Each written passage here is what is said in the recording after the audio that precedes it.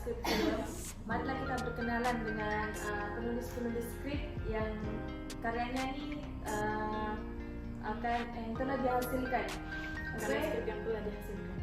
Mari kita kenalkan diri. Saya dulu. Nama saya Siti Nur Aisyah binti Lamin, asal daripada Sandakan.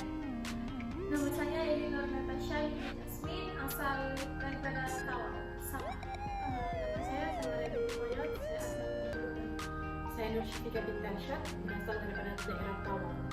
Oke, hari ini kami akan mempromosikan kami punya skrip film yang mana kami telah hasilkan, yaitu kami mengangkat tema kemiskinan, yang mana setiap daripada kami telah menghasilkan satu skrip film dan juga setiap orang ada poster masing-masing. Jadi mari kita tengok poster yang kami telah hasilkan untuk film itu. Oke, ini poster yang saya telah hasilkan. Ini poster saya. Dan ini pula poster saya yang bertajuk Selembar Kertas. Dan ini poster saya yang bertajuk Hidup di Antara Jurang. Oke, sekarang mari kita mengetahui dengan lebih mendalam apa sebenarnya skrip yang mereka Skrip yang telah dihasilkan. yang kami telah hasilkan. Jadi sebelum kita Mula untuk memberi sinopsis. sebelum kita mulai dengan ilmu dan mari kita tengoklah apa dong punya sinopsis. Pertama si Eli. Oke.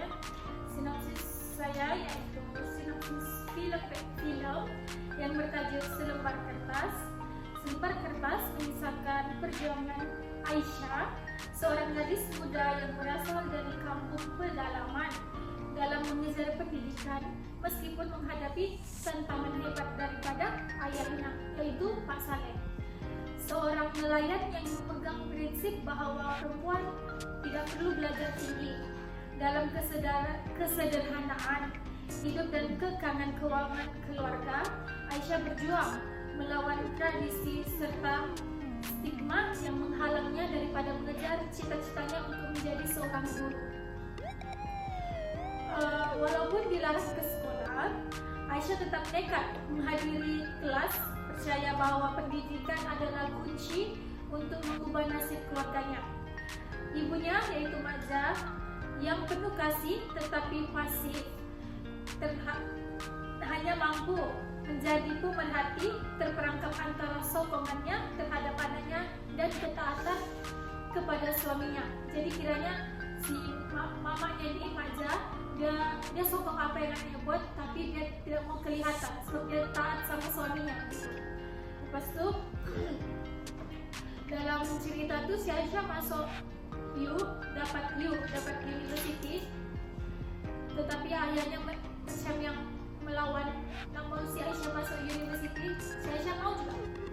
Setelah di situ si Aisyah masuk university sambil dia belajar, sambil juga dia bekerja. Semasa dia di university, ketegangan semakin memuncak apabila Pak Saleh jatuh sakit dan Aisyah terpaksa membuat keputusan besar untuk menjaga ayahnya. Sebelum semasa ayah Aisyah sakit, ketika itu cuti semester. Kemudian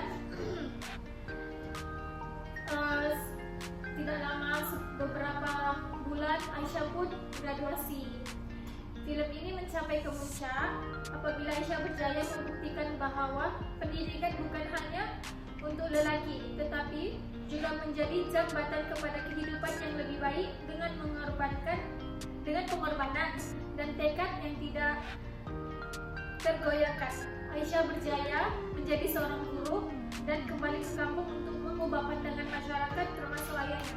Selembar Kertas adalah kisah tentang harapan, perjuangan dan keberanian seorang wanita muda untuk memecahkan tembok tradisi, membuktikan bahwa pendidikan adalah hak setiap insan tanpa mengira gender. Wah, begitu menarik ya. Menarik sekali. Oke, sekarang kita beralih kepada yang kedua, yaitu Saya Nur Syafika. kita langsung sedikit sinopsis film. Kisah sebelum film Sebelum Langit Terbenam mengisahkan perjuangan Alyas, seorang alumni daripada Universiti Putra Malaysia yang mengambil bidang sarjana muda Sains Pertanian. Pembelajaran Alyas berfokus pada pertanian tanaman, pengurusan ladang, teknologi tanaman, dan perlindungan tanaman. Sementara Alyas menunggu tawaran pekerjaan, sebahagian besar penduduk kampung Citrabayu bergantung kepada pekerjaan harian seperti bertani dan menangkap ikan. Namun pendapatan mereka masih tidak mencukupi untuk kehidupan keseharian. Alyas terancam karena seorang pemaju kaya ingin membeli tanah di kampungnya. Alyas berusaha mempertahankan kampungnya daripada diambil oleh syarikat besar yaitu Green Holding. Di sebuah kampung, warisan tanah yang telah diwarisi turun-temurun kini terancam oleh tawaran pampasan daripada pemaju kaya yang ingin membuat pembangunan di kampung mereka. Alyas mencadangkan pertanian hortikultur yang berkaitan dengan penanaman buah-buahan, sayur-sayuran, bunga, dan tumbuhan hiasan. Dengan sokongan Profesor Haris dan semangat kekeluargaan di kampung mereka bergotong royong membangun ladang hortikultur sayur-sayuran yang akhirnya menjadikan kampung mereka terkenal sebagai pengeluar sayuran organik. Kisah ini menunjukkan ketabahan dalam mempertahankan warisan dan identiti kampung sambil membina masa depan yang lebih baik. Daripada kisah ini mengangkat tema seseorang yang kurang pengetahuan sehingga membangun sebuah tempat daerah untuk menjadi lebih baik daripada dijual dengan jalan yang mudah untuk mendapatkan kekayaan. Betul? Terima kasih. Saya serahkan kepada Siti Nur Aisyah. Film yang saya akan hasilkan yang mana bertajuk Hidup di Antara Jurang, yang mana sinopsis ini bermula di tengah-tengah kesibukan sebuah bendaya metropolitan yang serba modern. Hidup seorang lelaki yang bernama Alif dan juga anaknya dua orang anaknya dan juga istrinya. Alif ini dia setiap hari akan menunggang motorsikal lusunya untuk mengharungi panas, hujan, untuk menghantar makanan mewah karena dia punya pekerjaan tuh sebagai penghantar makanan. Tapi itu dia macam lagi mewah. Ini macam mana? Dia macam gitu ya. Dia punya motor sekali yang usang gitu. Terus tu Di tengah-tengah kemewahan. tengah-tengah motor tu. dia setiap hari dia akan hantar dia punya makanan di rumah-rumah ini. Lepas tu dia sendiri kerap kelaparan kerana pendapatannya tidak mencukupi untuk memenuhi keperluan istrinya dan juga anak-anaknya. Setelah dia bekerja begitu, dia sadarlah perbezaan yang ketara antara orang kaya dan juga orang yang kurang berkemampuan dalam rutin hidupnya. Beza hierarki. Arif ni dia hanya mampu memiliki barang seperti dia ni mengharapkan telefon bimbit siap pun dia bisa untuk dapat apalagi motosikal. Sedangkan penduduk di bandar tu sudah dapat kereta mewah, rumah mewah, sedangkan telefon pun dia susah mau dapat. Begitu. Terlalu terpencil. Lepas tu dia mendapati bahawa apabila dia memohon bantuan, sistem sokongan masyarakat memihak kepada mereka yang lebih berkemampuan dan meminggirkan golongan seperti golongan macam mana orang susah. Maksudnya orang atasan lebih memilih yang ada duit daripada yang tiada duit gitu. Walau bagaimanapun, Jadi maksudnya yang kaya tetap kaya, yang miskin tetap miskin. miskin. Tetap begitu. Oke, kalau yang Dia ni ada macam sindirannya. ya sindiran kepada orang adalah begitu, sindiran untuk orang-orang yang begitulah atasan gitu. Oke, lepas tu sesamanya bagaimanapun apabila keadaan si Alif dan keluarganya semakin hari semakin sukar, semakin susah. Lepas tu adalah satu orang perempuan yang bernama Sofia, yang mana dia merupakan pelanggan tetap yang setiap hari akan menggunakan perkhidmatan si Arif ni. Jadi di situ si Sofia inilah yang membantu si Arif untuk mendapatkan pekerjaan yang lebih baik gitu daripada buat kerana macam yang tidak mencukupi, tidak mampu mencukupi untuk kita sekarang. dia ada anak, dia ada keluarga, dia ada istri gitu, dong pun ada dong punya kemauan sendiri. Jadi tapi si Sofia punya keluarga nih dia tidak menyokong apa yang si Sofia buat. Sebab si Sofia punya keluarga nih Dia orang kaya aja. dia orang kaya, jadi dia lampu pandang rendah dengan orang-orang miskin. Begitu. Oh, sorry, maaf. Orang yang kurang berkemampuan. Oke. Ternyata itu jelas sebenarnya. Wah, ceritanya menarik ya, jangan lupa beli.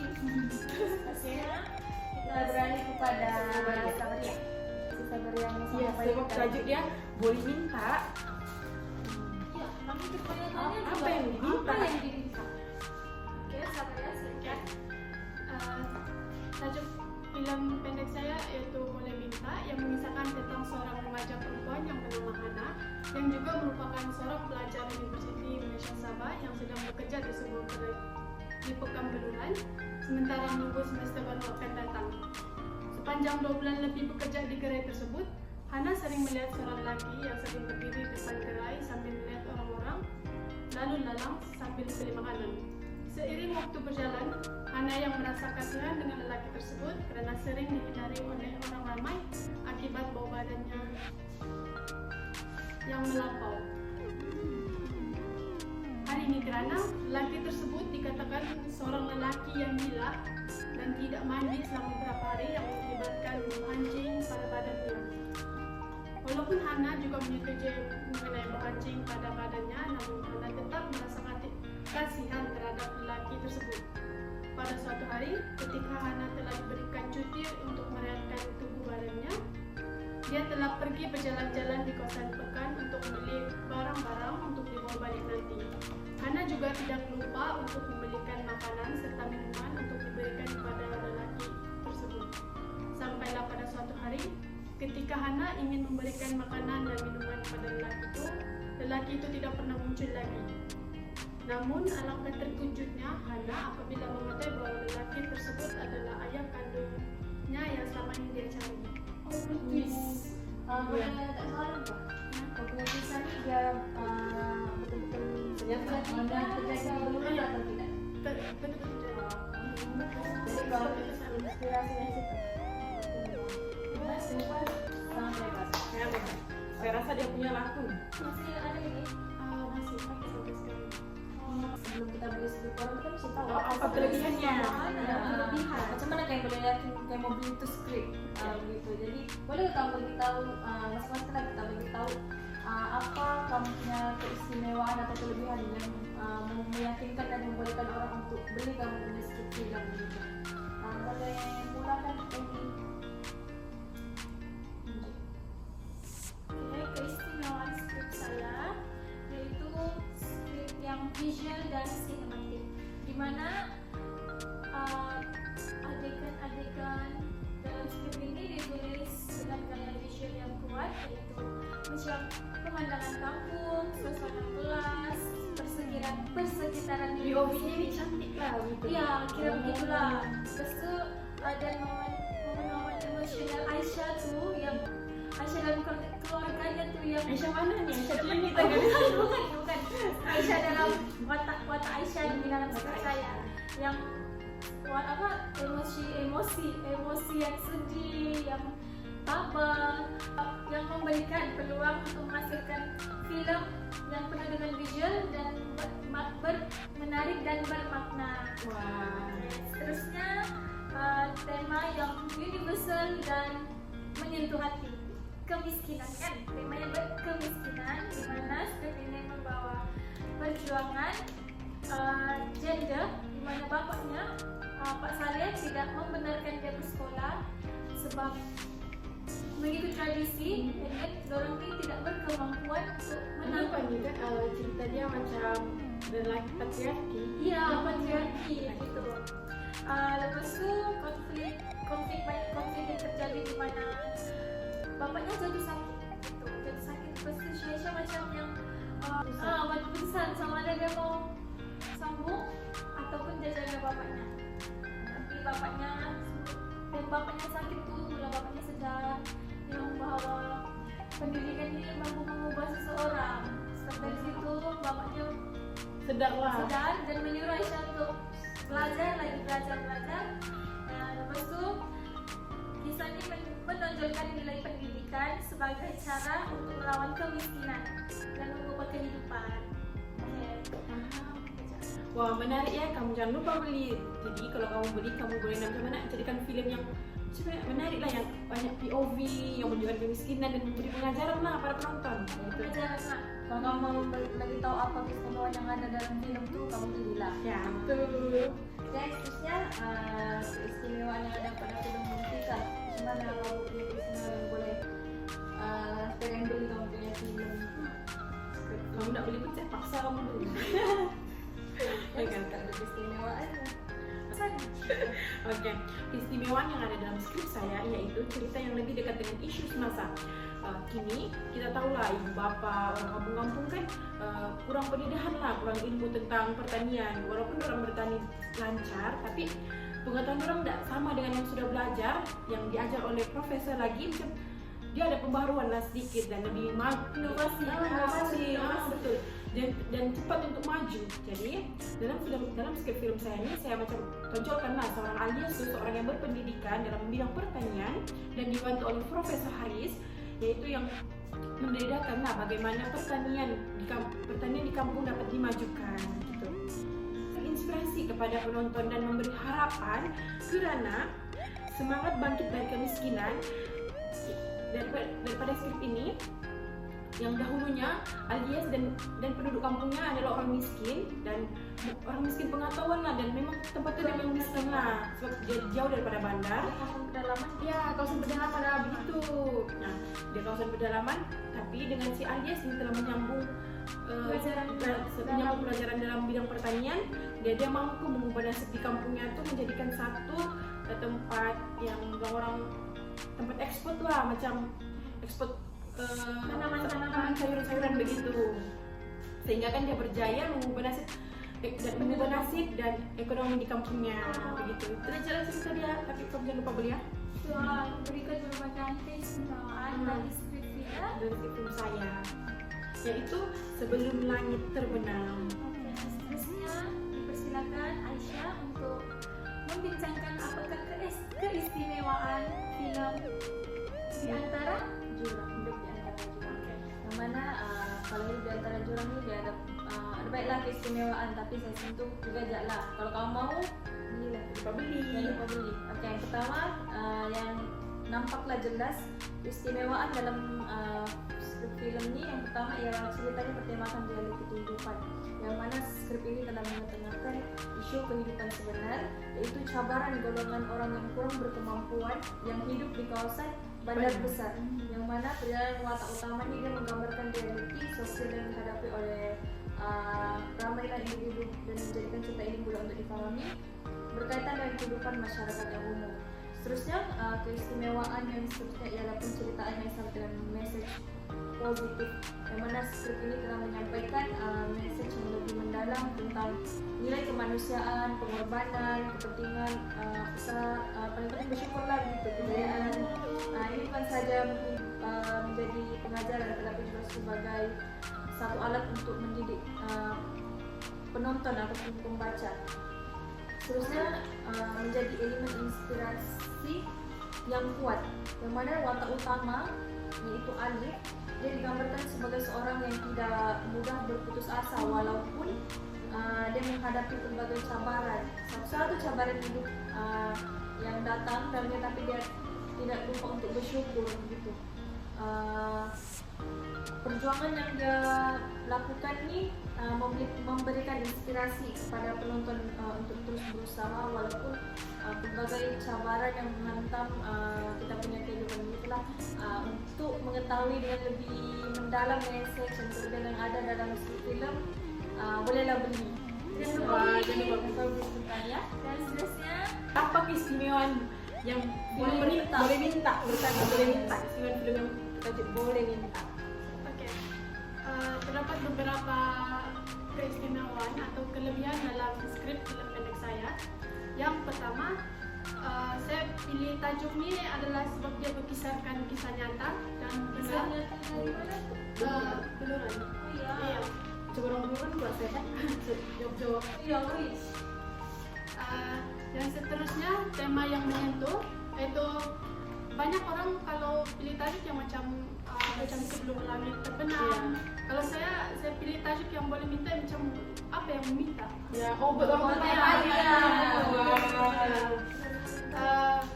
Lagi satu, tajuk saya ini mungkin merujuk pada permintaan atau keinginan tertentu ya.